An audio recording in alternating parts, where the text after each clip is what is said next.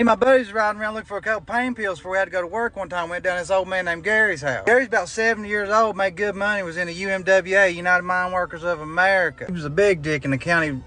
Well, anyway, he was a person of political stature and respect in the area. Freemason and all that good stuff. You'd see him standing on the steps of First Baptist Church on Sunday, shaking people's hands. And that evening, he'd have a bunch of trap trailer queens popping ass on the screen door on the deck of his double wide. It's a nice double wide, too. He was getting them old pandas that swooped in and saved the day when the OCs went away. Dirty old man, they always got them good painters. He had another old dude as a superintendent for a big mine. He was over about 60 coal miners. Supposed to have his shit together, you know what I mean? Anytime you go down there, there'd be 3 or 4 Michaelas, Danielles, Amberlyns, Ashley Nicoles, you know, half naked, laid out, pass out with a cigarette in their hand. Anyway, Tim and Gary had it going on. Still do. They close to 80-year-olds still singing that shit. Nobody knows. Everybody knows it, but nobody knows it. He on the damn local news when they do the meetings for the county and shit. Anyway, they had one of them old-timey peep show coin machine, look like old schoolhouse like you see on Pawn Stars. But they rigged that thing up with real women inside of people. Those girls I went to school with in there. Plug that old shitty Emerson camera into that TV, man. That old scratched up DVD like that said Savannah, Tori, and Lindsay wrote on it in Sharpie. He pimping out trashy white boys to old women he'd know the husbands died, had a lot of money. They had a bunch of money. He's sending them trashy white boys up there. Hell, and everybody's doctor hopping back in. You go to Dr. Bailey, he's in jail now for prescription fraud and shit. But back in, them old men, they was all, oh, I'll just write you 300 Roxy. Somebody owns a logging company in small town southern Appalachia's paying at least half their workers in pain pills. I don't care what you say. But anyway, he'd give them boys the painters.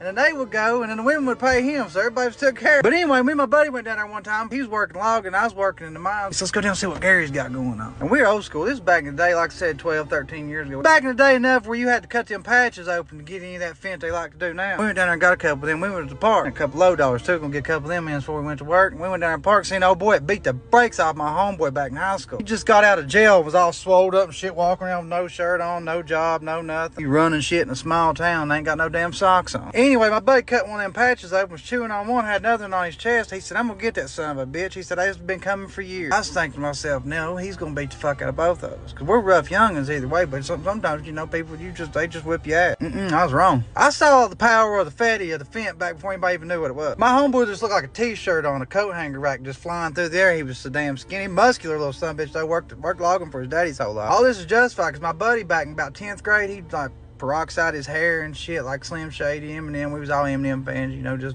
dirty white boy. Come to school one day and this old dude beat him so bad, knocked all of his braces through his lip, put him in the hospital and shit. They put him in a different school anyway. We went to court and all that probation good shit and went our separate ways for 10 years. Then we just ran into him. Went our separate ways for however long, and then we ran into him that day. My homeboy ran full speed straight to him. About 3 steps before he got to him, he jerked that patch off his chest, slapped on his. He said, "You're gonna need it," and he knocked him out cold right there. About that time, I seen a little square of tiny blue plastic go across my rear view mirror just in the crack where I could see going behind.